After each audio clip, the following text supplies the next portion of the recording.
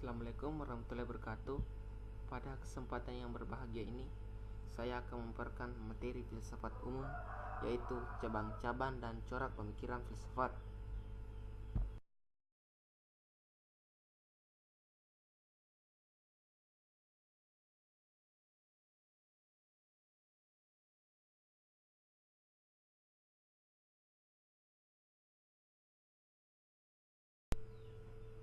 Cabang-cabang filsafat. Pada awal perkembangannya, filsafat meliputi keseluruhan jenis ilmu pengetahuan. Pada masa ini, pengetahuan belum terpecah-pecah. Namun dalam perkembangan berikutnya, tepatnya pada masa Renaissance, abad ke-17 Masehi dan sesudahnya, ilmu-ilmu pengetahuan mengalami perkembangan yang sangat luar biasa dan akhirnya memisahkan diri dari filsafat. Nah, setiap ahli filsafat mempunyai pembagian filsafat yang berbeda-beda. Yang pertama yaitu M.J. Langfeld membagi filsafat dalam 3 masalah utama, yaitu lingkungan masalah-masalah keadaan. Ini menyangkut metafisika manusia, alam, dan segala ciptaan Tuhan. Yang kedua, lingkungan masalah-masalah pengetahuan. Ini menyangkut teori kebenaran, teori pengetahuan, dan logika. Yang ketiga yaitu lingkungan masalah-masalah nilai, teori nilai, etika, estetika, moral. De Vos menggolongkan cabang-cabang filsafat sebagai berikut, yaitu metafisika, logika, ajaran tentang ilmu pengetahuan, filsafat alam, filsafat kebudayaan, filsafat sejarah, etika, estetika, dan antropologi. Selanjutnya yaitu Albury Caston, guru besar filsafat di University of Oregon, membagi masalah-masalah filsafat atas 6 bagian, yaitu theological problem, metaphysical problem, epistemological problem, ethical problem, political problem, dan historical problem. Selanjutnya yaitu Will Durant. Dalam bukunya yang berjudul The Story of Philosophy, ia mengungkapkan 5 cabang filsafat sebagai berikut, yaitu logika, estetika, etika, politika, dan metafisika. Selanjutnya yaitu Aristoteles.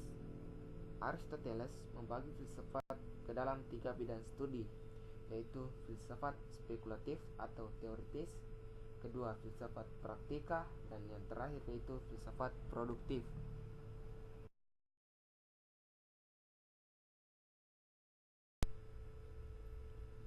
Ada beberapa bidang utama filsafat yang perlu mendapatkan perhatian para calon filsuf, yaitu metafisika, epistemologi, dan etika. Nah, yang pertama yaitu metafisika. Metafisika adalah filsafat pertama dan merupakan bidang filsafat yang paling utama.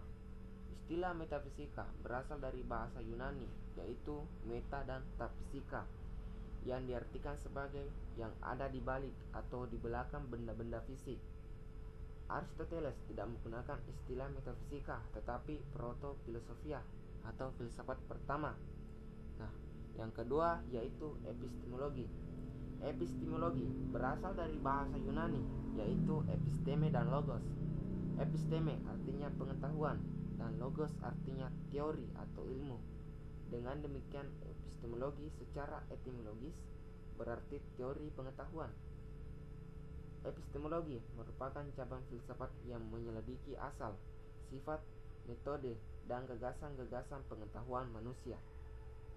Selanjutnya yaitu aksiologi. Aksiologi berasal dari bahasa Yunani, yaitu aksios dan logos. Aksios artinya nilai atau sesuatu yang berharga, sedangkan logos artinya teori atau ilmu. Jadi aksiologi berarti teori nilai, penyelidikan mengenai kodrat, kriteria, dan status metafisika dari dalam pemikiran filsafat Yunani.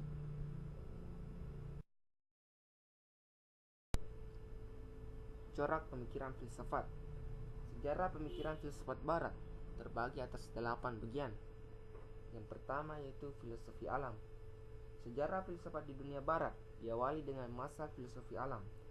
Tokoh filsafat pada masa ini adalah Thales, 625 sampai 542 sebelum Masehi, yang terkenal dengan pemikirannya semua berasal dari air. Selanjutnya yaitu Herakleitos. Menurutnya, segala sesuatu berasal dari api yang mudah bergerak. Tidak ada yang tetap, semua senantiasa bergerak. Selanjutnya, yaitu filosofi Elea.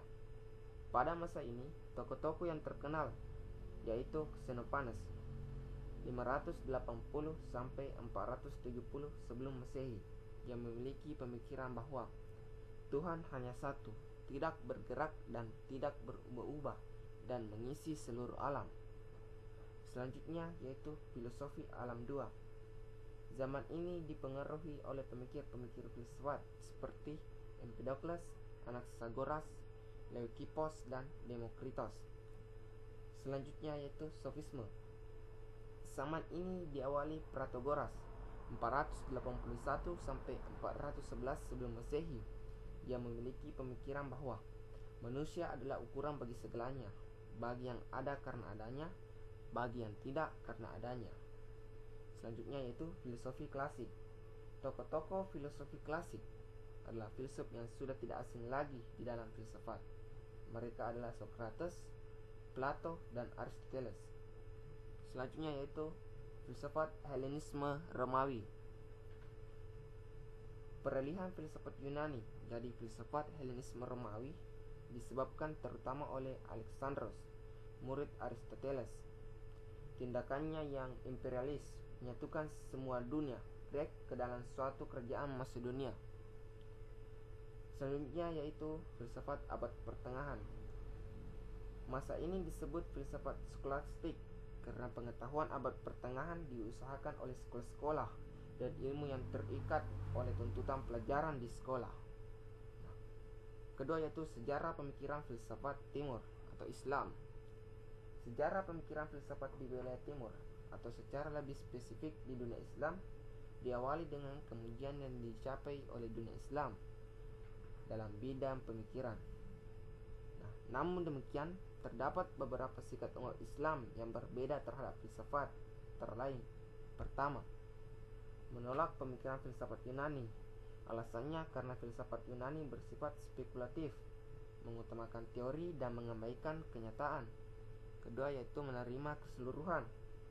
Alasannya bahwa filsafat yang diterjemahkan berkisar pada masalah ketuhanan, etika, dan ilmu jiwa yang berkaitan dengan agama, terutama filsafat ketuhanan. Dan yang ketiga, menerima sebagian dan menolak sebagian dengan alasan bahwa pemikiran filsafat Yunani ada yang dapat diterima dan ada yang tidak.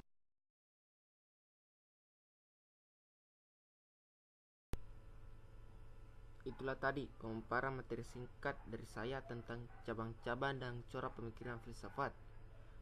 Mohon maaf atas segala kekurangan. Assalamualaikum warahmatullahi wabarakatuh.